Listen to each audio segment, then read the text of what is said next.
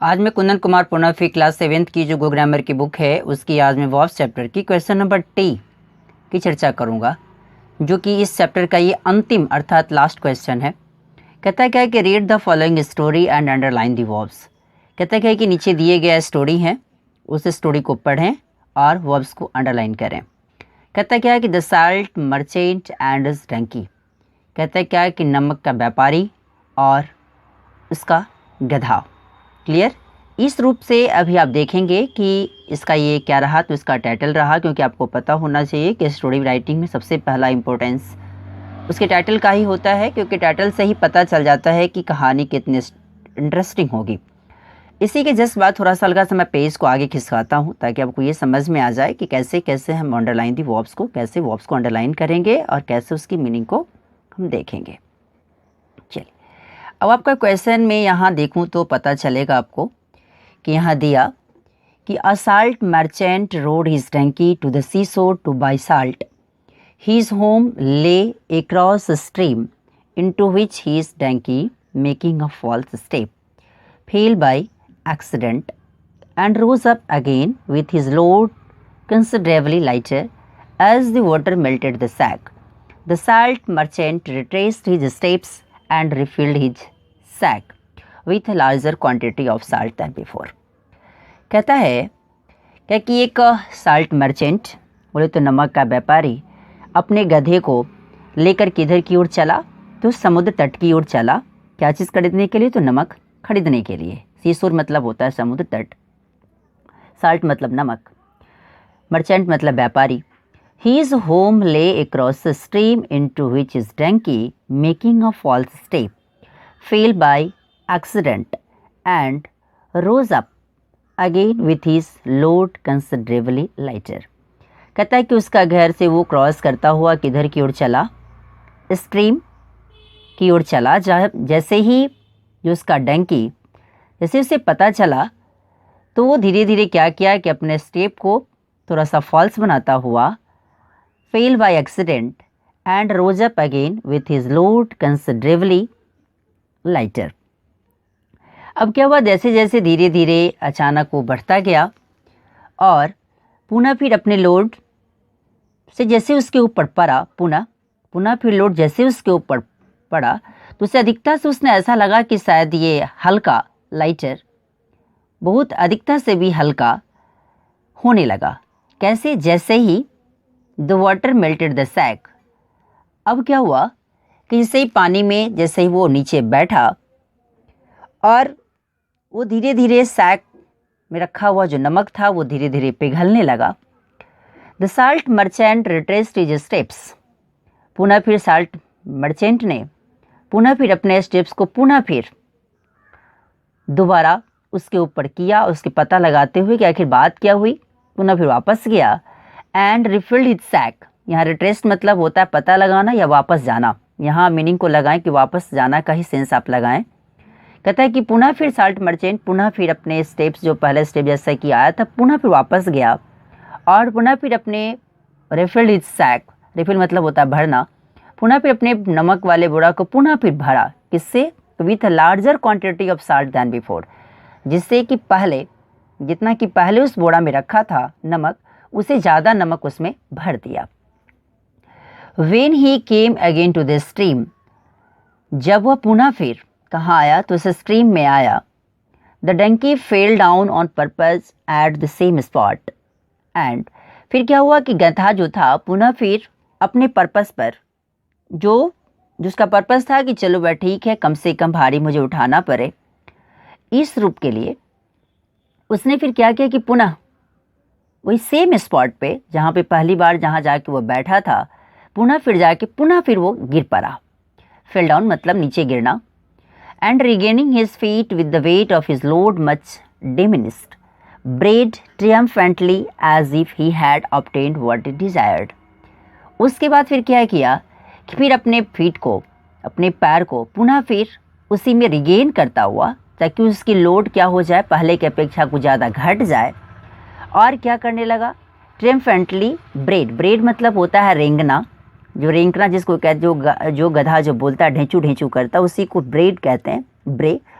और ढेंचू ढेंचू करने लगा, ये समझकर कि शायद उसे विजय की प्राप्ति हो गई है, विजय भाव से, मानो as if he had obtained what he desired, कि शायद जो उसकी जैसी इच्छा थी उस इच्छा को जैसे कि वो पा चुका हो। इस रूप से एज इफ मतलब होता है मानो। The salt merchant saw through his trick and drove him for the third time to the coast. पुनः फिर जो नमक का व्यापारी था, पुनः फिर वो चीज़ देखा, फिर अपने ट्रिक से फिर क्रॉस किया और उसे पुनः फिर लेकर थर्ड टाइम इधर की ओर लेके गया, पुनः उसे कोस्ट की ओर, बोले तो समुद्र तट की ओर उसे लेके गया, जहाँ where he bought a cargo of sponge instead of salt, कि जहाँ जाकर उसने फिर क्या खरीदा, तो स्पंज की एक कार्गो खरीदा, बोले तो माल, क्लियर, भारी सा स्पंज जो कि आप जानते हैं जिसमें पानी सोख लेता है अपने आप को, तो स्पंज की एक बहुत बड़ा कार्गो उसने खरीदा, किसके जगह पर, नमक की जगह। The donkey again playing the fool, उसके बाद गधा ने पुनः फिर मूर्खों से भरा हुआ खेल खेलने की कोशिश किया। Fail down on purpose when he reach the stream, जैसे ही वो पुनः फिर उस स्ट्रीम में जैसे ही पहुंचा, वो पुनः फिर पहले वाला पर्पस जो उसका था कि पुनः फिर मैं बैठ जाऊं ताकि मेरा वज़न कुछ कम जाए, पुनः फिर वो बैठ गया उस पानी में जाते ही, स्ट्रीम में जाते ही गिर पड़ा। But the sponge became sodden with water greatly increasing his load. अब क्या हो, लेकिन स्पंज जो था ये बार क्या हो गया, उसने पानी जैसे जैसे गया वैसे वैसे पानी से वो क्या हो गया और सॉलोन हो गया। उसे पानी वो जो था वो स्पंज उसे क्या कर उसे निगल लिया, और निगलने के बाद आप समझ ही सकते हैं कि स्पंज में जब पानी जब निगल लिया जाएगा तो क्या होगा। सो तो आपको भी पता है धीरे धीरे उसका वजन क्या हो जाएगा, बढ़ जाएगा। ग्रेटली इंक्रीजिंग हिज लोड, और धीरे धीरे उसका लोड क्या होने लगा, बढ़ने लगा। दस is streak his streak required on him, यहाँ रिक्वायर्ड ऑन का मतलब होता है झटका लगना। अब क्या हुआ कि ये ट्रिक उस गधे के ऊपर बहुत बुरा झटका लगा। For he now carried on his back a double burden, अब वो क्या हुआ कि अब उसे क्या करना पड़ा, तो उसके पीठ पर डबल बर्डन लेकर पुनः उसने ढोया। कौन, गधा। अब बात इसमें आपको आती है कि इसमें वर्ब कहाँ कहाँ है। तो वर्ब के बारे में आप जान लें कि जिस किसी भी हिंदी वर्ड के लास्ट में ना लगा हो उसे आसानी से आप माने कि क्या है, वो वर्ब है। लेकिन फिर भी मैं अपने बुक में जगह जगह पे जहाँ कहीं भी आप अंडरलाइन देख रहे हैं ये सारे वर्ब्स के रूप में है। पुनः फिर इसको मैं आपको एक बार पुनः समझा दूं कि रोड जिसका मतलब सवारी करना या उसे कहीं ले जाने के सेंस में यहाँ रोड है, तो रोड की राइड का पास्ट टेंस है। स्टोरी राइटिंग में जब भी आप लिखते हैं तो हमेशा लिखने वाला वर्ब हमेशा इसमें पास्ट टेंस में जाता है, तो रोड हो गया वर्ब। पुनः फिर आप यहाँ ले भी देख सकते हैं, यहाँ टू बाई भी जो कि इन्फिनिटिव वर्ब, बाई मतलब खरीदना, मेकिंग मतलब पुनः फिर बनाना। दूसरे की बात करूँ कि फेल बाई, ये भी एक प्रकार का वर्ब ही है। रोज जो कि राइज का पास्ट टेंस है, ऊपर उठने के सेंस में। और क्या हुआ कि पुनः फिर यहाँ वर्ड देखें मेल्टेड मतलब पिघलना, मेल्ट वर्ड का पास्ट टेंस है। रिट्रेस्ड पता लगाना, तो या पुनः फिर वापस जाना, तो पुनः रिट्रेस्ड है, यहाँ रिट्रेस वर्ड से बना है पास्ट टेंस रिट्रेस्ड। फिर रिफिल्ड है, रिफिल मतलब भरना। दूसरे की बात करूं कि केम है, कम का पास्ट टेंस केम आया। दूसरे की बात करूं कि फेल डाउन है मतलब नीचे गिरना, फॉल फेल फॉलन, तो फेल वर्ड आया। और पुनः जब इसको आओ तो रिगेनिंग मतलब पुनः प्राप्त करना, पुनः उस जगह जाना। और उसके बाद पुनः डिमिनिश्ड है, मेरी समझ से यहाँ भी एक वर्ब के रूप में लगाएं। अगर आप इसे छोड़ना चाहें तो छोड़ भी सकते हैं, लेकिन डिमिनिश मतलब भी होता है घटना या घटाना, कम करना। दूसरे की बात करें कि ब्रेड या ब्रेव एक प्रकार का वर्ब है जिसका मतलब होता है ढेंचू ढेंचू करना। दूसरे में यहाँ हैड है, ये भी एक अपने आप में ऑक्सिलरी वर्ब है। यहाँ ऑब्टेन मतलब प्राप्त करना, ये भी एक अपने आप में वर्ब है। डिजायर्ड, डिजायर्ड जो कि पास्ट टेंस है डिजायर का, तो इसका भी मतलब आप समझ लें कि इच्छा की प्राप्ति होना या इच्छा करना या इच्छा होना। दूसरे की बात करूँ कि सी का पास्ट टेंस है, स मतलब देखना, देखा, सी मतलब देखना, स मतलब देखा। दूसरे के ड्रोव हिम, पुनः फिर यहाँ ड्राइव का पास्ट टेंस ड्रोव बनता है।